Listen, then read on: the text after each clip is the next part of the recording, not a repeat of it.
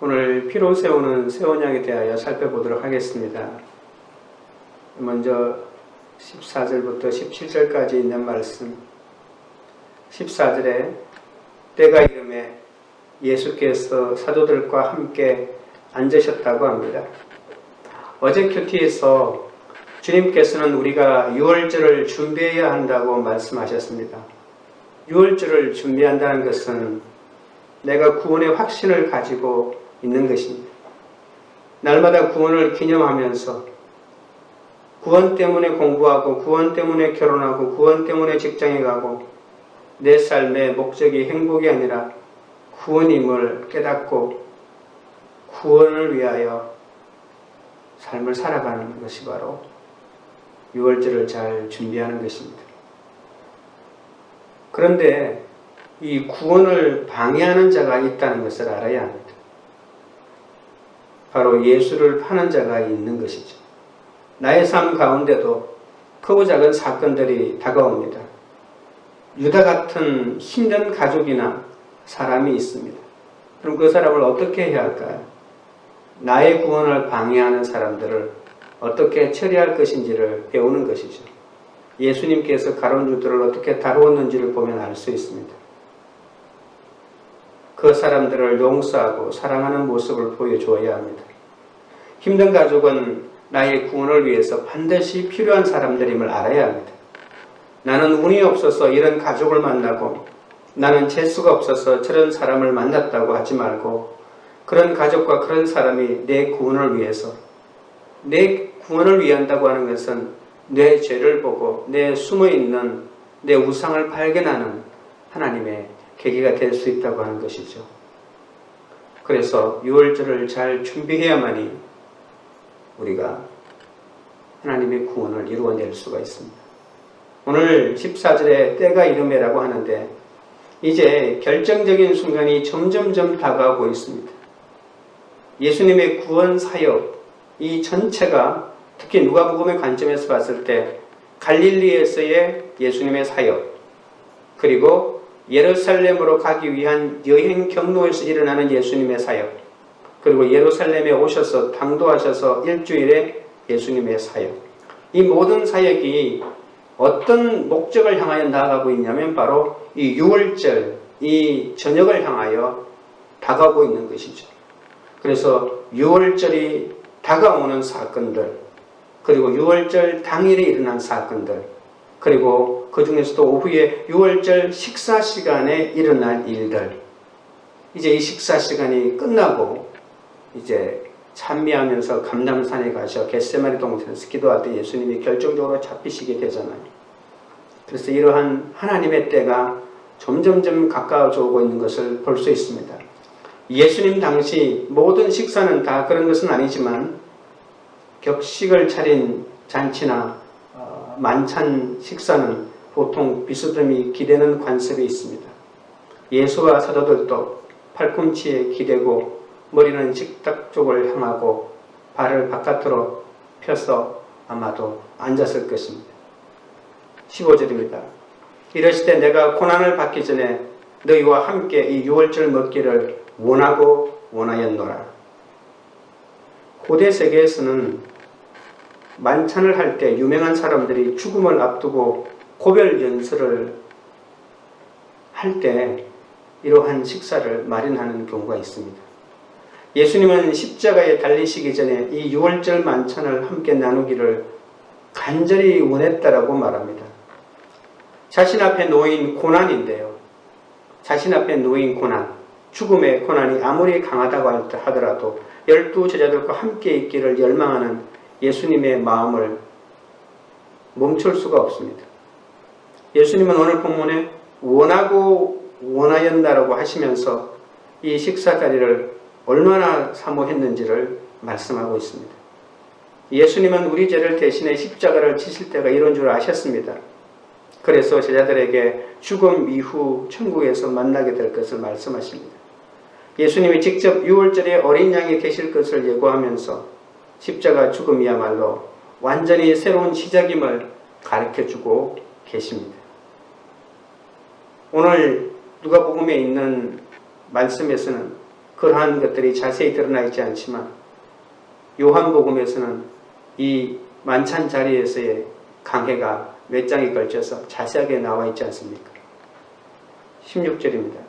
내가 너희에게 이르노니 이 유월절이 하나님의 나라에서 이루기까지 다시 먹지 아니하니라 하시고 이에 잔을 받으사 감사기도 하시고 이르시되 이것을 갖다가 너희끼리 나누라 라고 하십니다.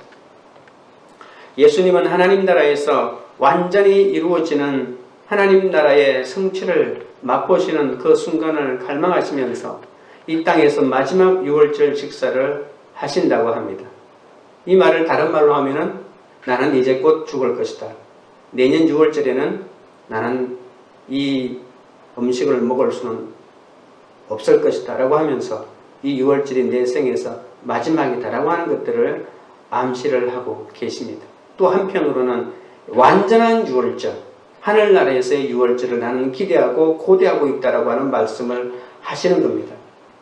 하나님의 아들이신 예수님은 때에 순종하며 죽음을 준비하십니다. 왜냐하면 죄가 없으신 예수님의 죽음 외에는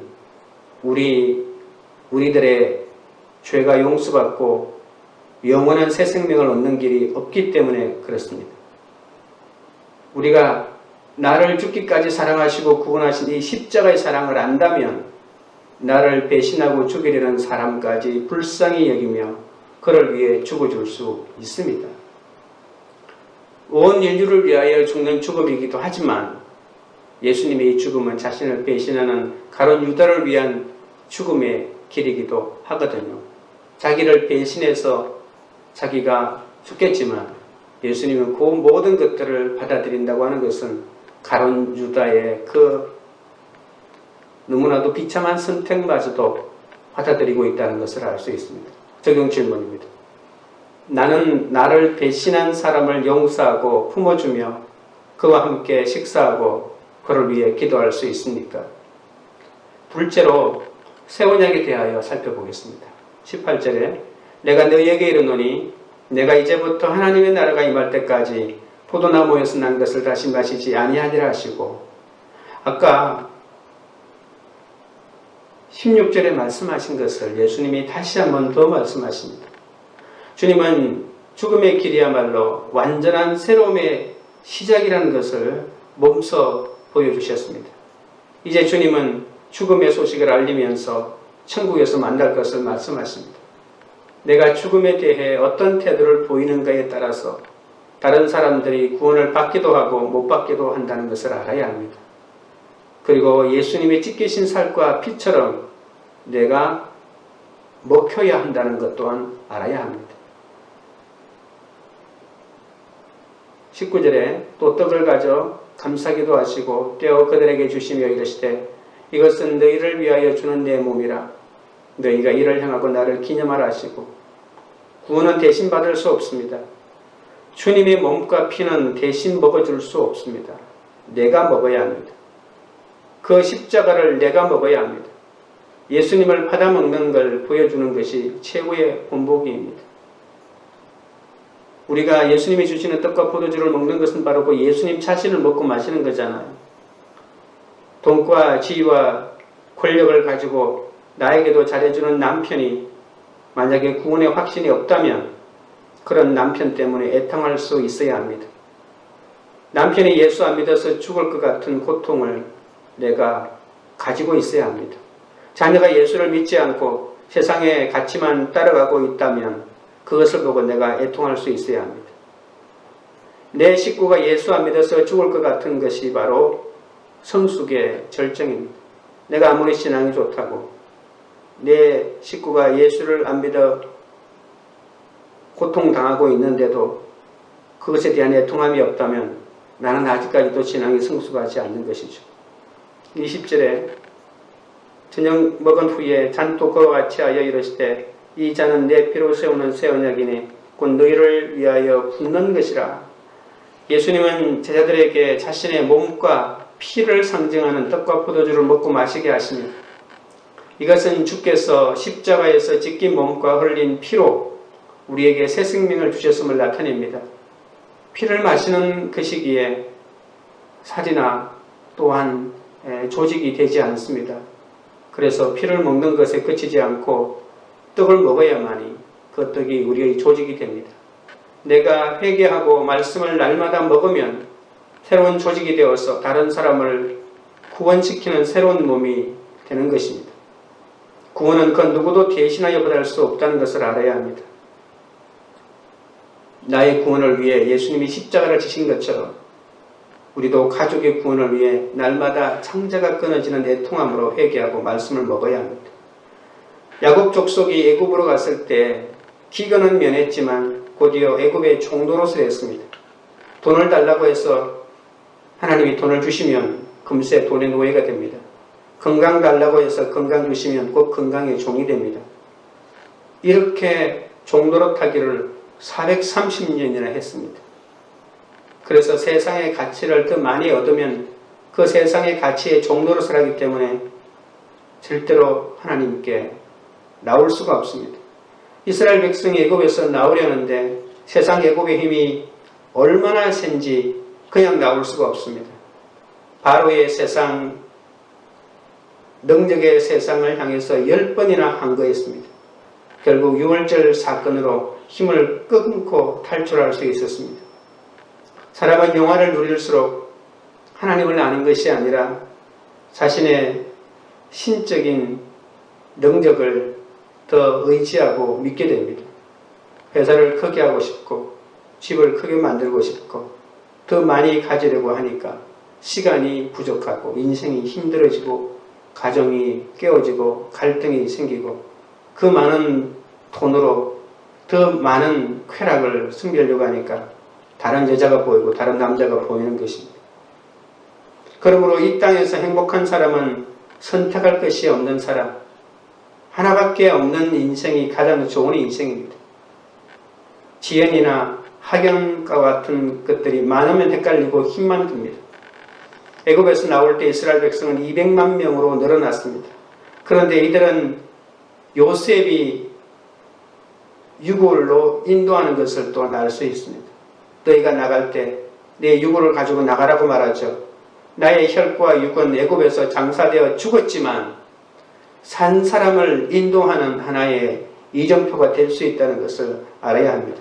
내가 혼자 들어갔는데 죽으니까 군대가 되어 군대의 세력으로 나오게 되는 겁니다. 나 혼자 죽어도 수많은 사람이 나 때문에 구원된다는 것을 알아야 합니다. 어떤 환경에서도 유다 같은 사람이 내 옆에 있고 예수님이 내 주님이심을 고백하는 것이 6월절 식사의 시작이고 6월절을 잘 준비하는 것입니다. 예수님을 내 인생의 주인으로 고백하는 것, 다른 사람에게 말씀이 육신이 됨을 보이는 것이 6월절 식사를 하기 시작하는 것입니다. 이는 각자의 구원의 감격이 없이는 불가능한 일입니다. 우리는 날마다 예배를 통해 나를 위해 죽으시고 부활하신 주님을 기억하고 기념해야 합니다. 적용 질문입니다. 내가 받은 구원의 감격을 오늘 어떻게 기억하고 기념하겠습니까? 날마다 회개하고 말씀을 먹으며 하나님 나라를 선포하십니까?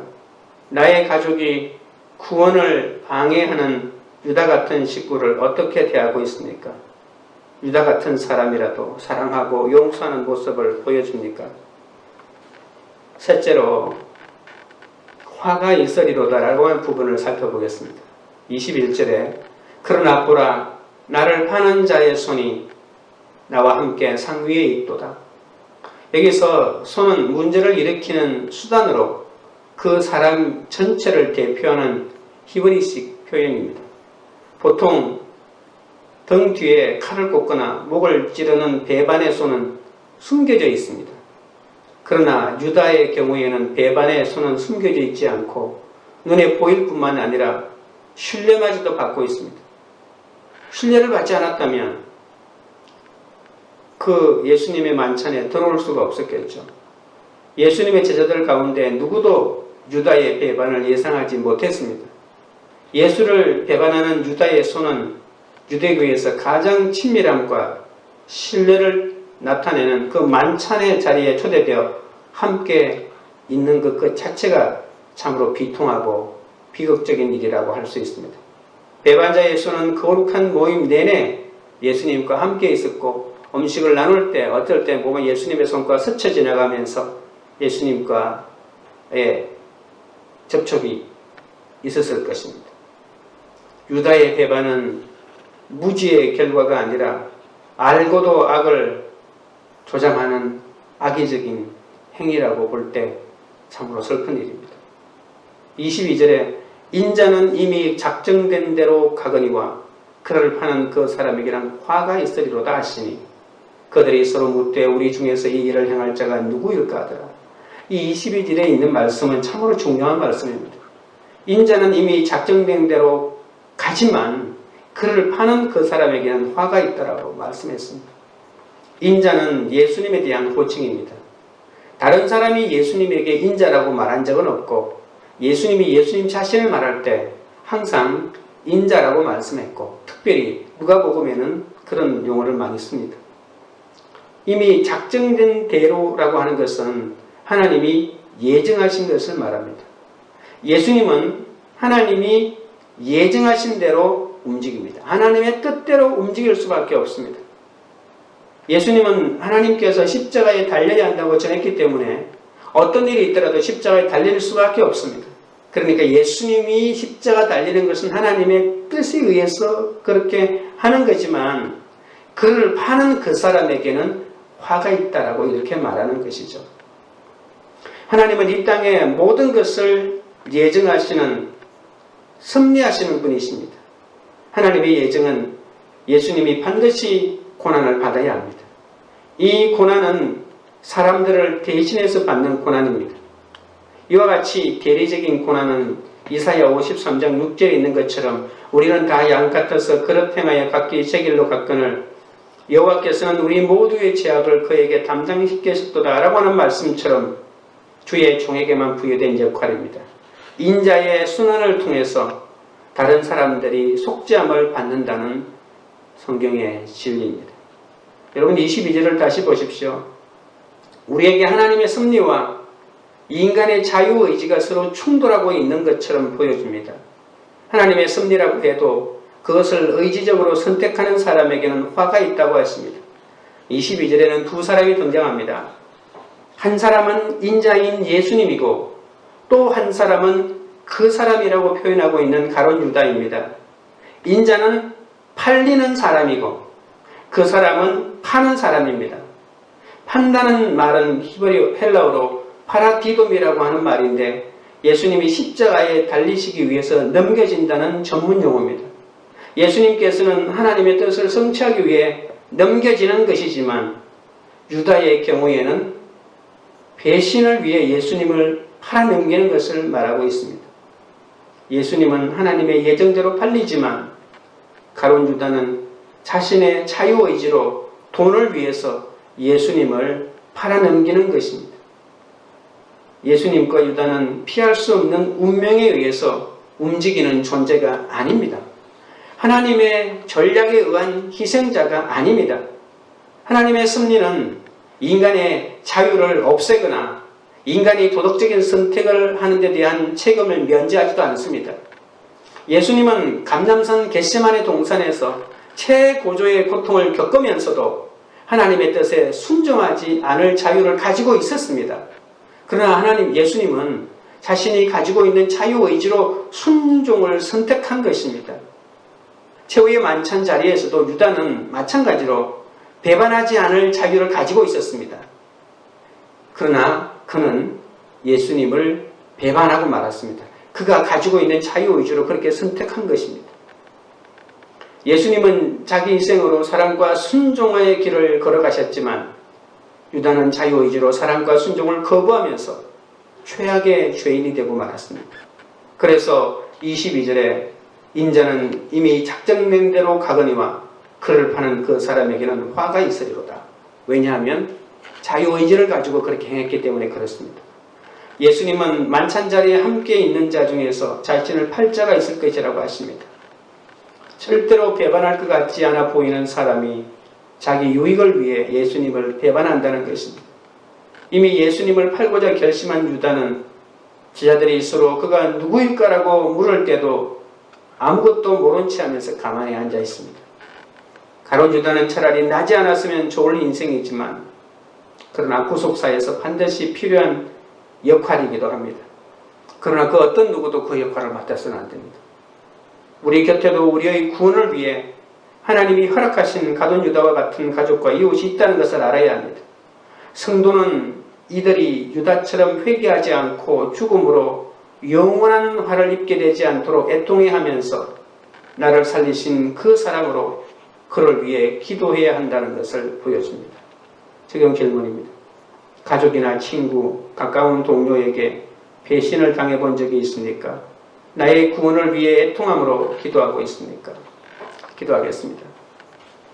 하나님 아버지, 내가 구원을 확신하고 그 구원을 기념한다고 하면서도 내 구원을 방해하는 사람이 나타날 때마다 참지 못하고 놀라며 이를 갈고 온갖 혈기를 부릴 때가 얼마나 많았는지 모릅니다. 용서하여 주시옵소서. 유다처럼 내 구원을 방해하는 사람이 나타나고 나를 발바닥에 때만큼도 여기지 않는 부모나 배우자나 상사가 있습니다. 그런데도 그들을 사랑할 때 내가 구원으로 가는 통로가 되는 것을 알게 하여 주시옵소서. 내가 먼저 주님을 수없이 배신한 자임을 인정하게 하여 주시옵소서. 주님, 나는 도저히 사랑할 수 없으니 주님께서 배신한 사람을 용서하고 품어주며 그와 함께 식사하고 기도해 줄 수 있도록 인도하여 주시기를 원합니다. 나를 배반한 유다를 사랑하고 용서하는 모습을 보일 때 우리 집에 마침내 구원이 이루어질 줄로 믿습니다. 아무리 가족들이 예수를 잘 믿어도 구원은 개인의 믿음으로 가는 것인데 아직도 예수를 믿지 못하는 우리 식구들 때문에 애통이 절로 나옵니다. 우리를 위해 죽어주신 주님을 묵상하고 먹고 마시며 어떤 사람이라도 용서함으로 우리 집의 구원이 속히 이루어지게 인도하여 주옵소서. 코로나 바이러스 감염증이 온 세계를 위협하고 있고 너무나도 힘들고 고통스러운 가운데서도 하나님 그들을 돌보는 의료진들, 방역팀, 실무진들 은혜와 능력을 더하여 주시기를 원합니다.